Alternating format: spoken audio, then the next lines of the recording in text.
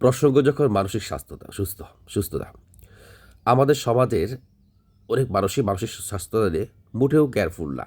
তার শারীরিক স্বাস্থ্য নিয়ে তারা অনেকটাই কেয়ারফুল, বাট মানসিক স্বাস্থ্য যে একটা ব্যাপার আছে, ইমোশনাল স্বাস্থ্য যে একটা ব্যাপার আছে, সে তাদের মোটেও কেয়ারফুল না। আজকে আমি বলতে চাই যে আপনার আসলে ইমোশনাল সুস্থতার ব্যাপারটা আসলে কি।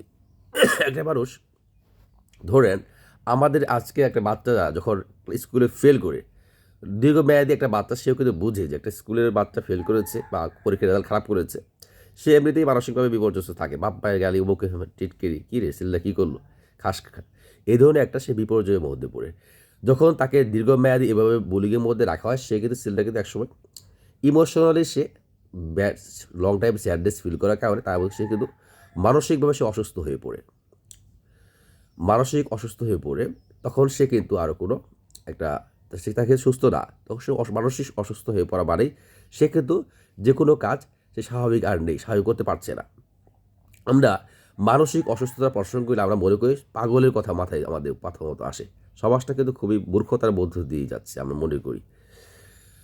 দীর্ঘমেয়াদী আপনার রাগ পুষে আছে, একটা মানুষ সঙ্গে খারাপ ব্যবহার করেছে, দীর্ঘমেয়াদী রাগ পুষে আছেন, এটাও আপনার মানসিকভাবে আপনাকে ক্ষতি করছে। দীর্ঘমেয়াদী আমরা দৈনন্দিন জীবনে মানুষ হিসেবে ভুল করে থাকি, একে অপরের সাথে মিসট্রিট করে, সুযোগ পেলে মিস আচরণ করে থাকি। এটাকে যদি আপনি দীর্ঘমেয়াদী পুষে রাখেন মাথায়, সেটা কিন্তু আপনার মানসিকভাবে আপনাকে অসুস্থ করে দেবে।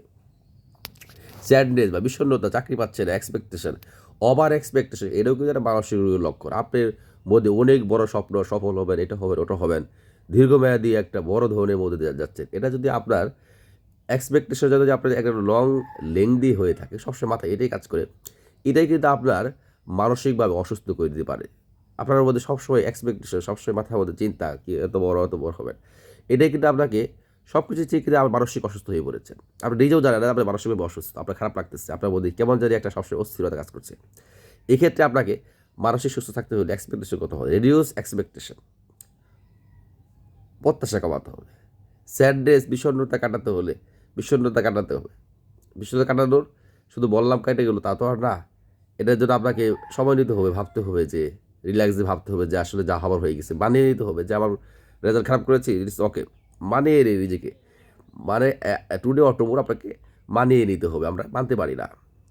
প্রেমে প্রত্যাখ্যান, ব্যর্থ হয়েছেন, প্রেমে ছেলে বা মেয়ে আপনাকে প্রেমে প্রত্যাখ্যান হয়েছে বা ব্রেকআপ হয়েছে, মানতেই পারতেছে না, বিয়ে হয়ে গেছে, কীভাবে সম্ভব। দীর্ঘমেয়াদী ভাবনা কিন্তু আপনার মানসিকভাবে আপনাকে অসুস্থ করে দিতে পারে। সেক্ষেত্রে অবশ্যই এখান থেকে বেরিয়ে আসতে মানতেই হবে। আজ টুমোরো মানতে হবে, বানা প্রসিডিউর ফলো করতে হবে। এই হলো ব্যাপার। আর ইন্দোরে যে মেসেজটা আমি দিয়েছি সেটা হলো মানসিকভাবে সুস্থ থাকতে হলে আপনাকে এক্সপেকটেশন থেকে দূরে থাকতে হবে। দ্বিতীয়ত হলো স্যাডনেস যেন লং টাইম না হতে পারে। একটা মানুষ এটা ঘটতেই পারে, স্যাডনেস হচ্ছে আপনার বিষণ্ণতা লেংদি প্রসেস না হতে পারে। নিঃসঙ্গতা বোধ, লোকজনের সাথে মেলামেশা করুন প্রচুর।